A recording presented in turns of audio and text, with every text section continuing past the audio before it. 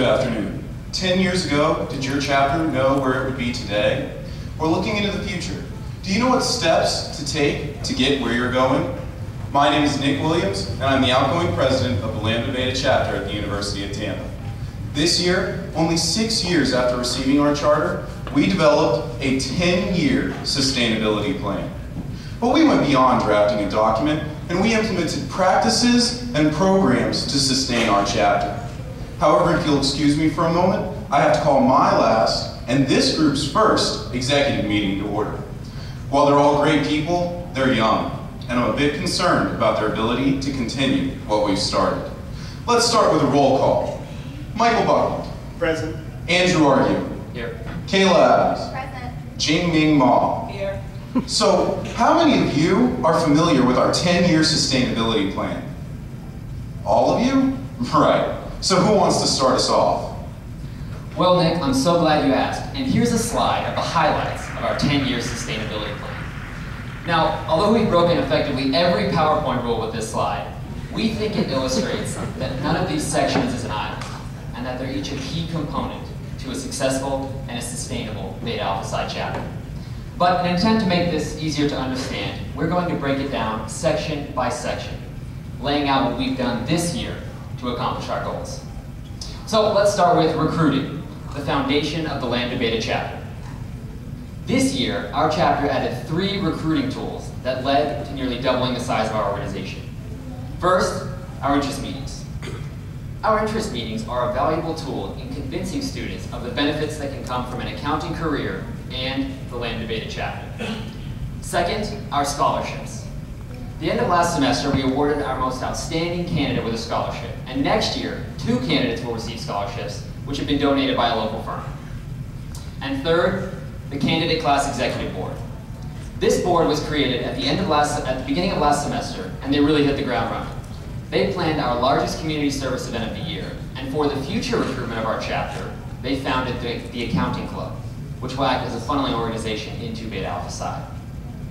But what happens once all of these students actually reach our organization? Well, we have what we hope to become the centerpiece of the recruitment process, the mentoring program. At the beginning of last semester, we passed out multicolored pieces of construction paper with journal entries written on them. The mentors were debit sides of a journal entry, and the mentees were credits. They had to wander the room and match up the journal entry. It was a great way to introduce them for the first time. In addition, we also created a newsletter and a website where we could recognize our active members for their achievements. We also held socials throughout the course of the semester to develop friendships within our chapter. So, Nick, as you can see, the future growth of our chapter won't be stopping anytime soon. Well, Andrew, the future of recruiting does look good. But you know, a chapter needs more than just people, right? Well, Nick, a chapter needs people and money to achieve their goals. In the past, our chapter's focus has been on increasing our reserve, and boy did we succeed. We increased our surplus from $3,000 to $16,000. We're able to do this by hosting fundraisers and working at local sports games. Not only do we understand the importance of raising money, but also managing it. Our budgeting process ensures that our chapter administers our funds appropriately. Now that I've bored you with all the financial data, I want to show you something really cool. We were on the Today Show when they came to campus last fall. How cool is that? Plus, it was great media exposure for our chapter. Well, kind of. But that's not all. This year, we've been featured on the University of Tampa website and the Minaret, our school newspaper, and have even launched our own website, which will be a great medium for media exposure in the future. The benefits of creating a website were obvious, but our top priority was that our website be every bit as sustainable as our chapter. That's really exciting, Kayla, but let me ask you a question. How do you plan to sustain our leadership for the next 10 years? Good question, Mr. President. It is imperative that our officers' experiences be properly passed on to the next generation. As our chapter has grown, the need for documentations increased immensely. At the beginning of this year, our organizational documents. But by the end of this year, our chapter has created updated bylaws, position books, an organizational chart, and the policy and procedures manual. Perhaps the most imperative addition we made this year was adding 2 new executive committee positions.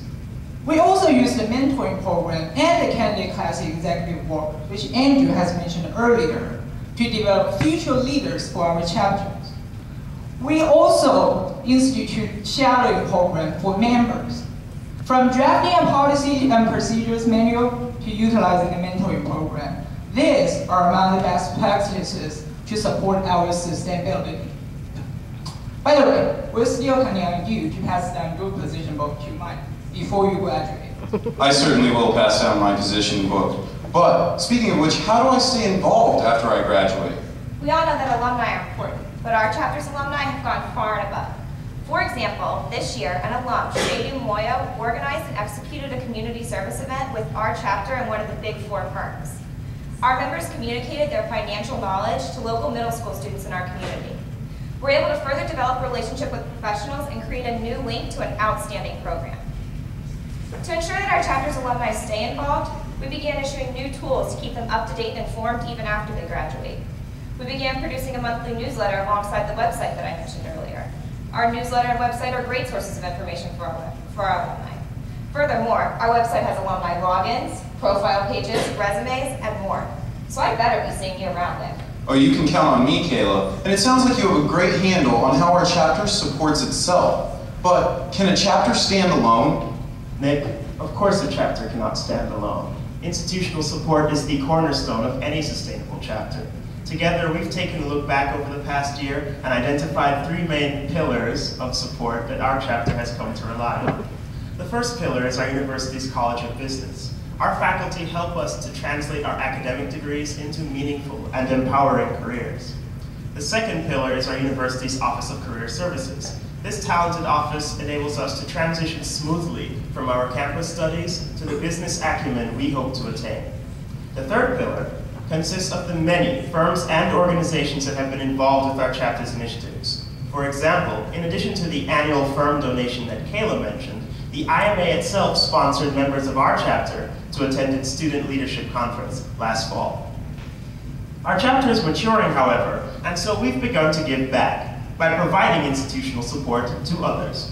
For example, through VITA, our members were able to file over 180 hours of tax forms last spring. Sorry about that. In addition, through our campus's tutoring center, the Academic Center for Excellence, or ACE, our members were able to tutor over 140 accounting students last year. In fact, all 6 tutors at the center are Beta Alpha Psi members. But perhaps our greatest institutional support initiative this year was Life After UT. Life After UT is a program that our school developed in order to educate graduating seniors about the realities of the business world. In fact, we became involved with Life After UT through our last year's best practices presentation. This year, however, we partnered with another organization and we ran the event ourselves. Not only was the turnout great, but the firms and professionals that we invited told us how much they valued the experience and that they would be glad to continue coming to Life After UT. So Nick, does that answer your question? Does that answer all your questions? That does answer all of my questions, Mike. And it's clear that your executive committee understands each section of our 10-year plan. Furthermore, you understand that there are tools we provided this year that affect almost every section. The mentoring program, Life After UT, our official website. And I'm so glad to hear that because this year, more than 75% of our chapter was actively involved in planning and implementing our 10-year sustainability plan. Moreover, more than 15 non-members, including alumni, professionals, and faculty were involved in the process. Collectively, more than 100 hours were spent ensuring that our chapter is around for at least the next 10 years. Any questions?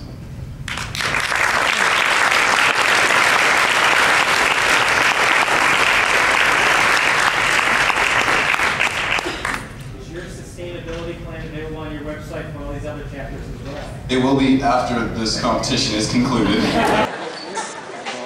And the first place winner for chapter sustainability is the University of Tampa.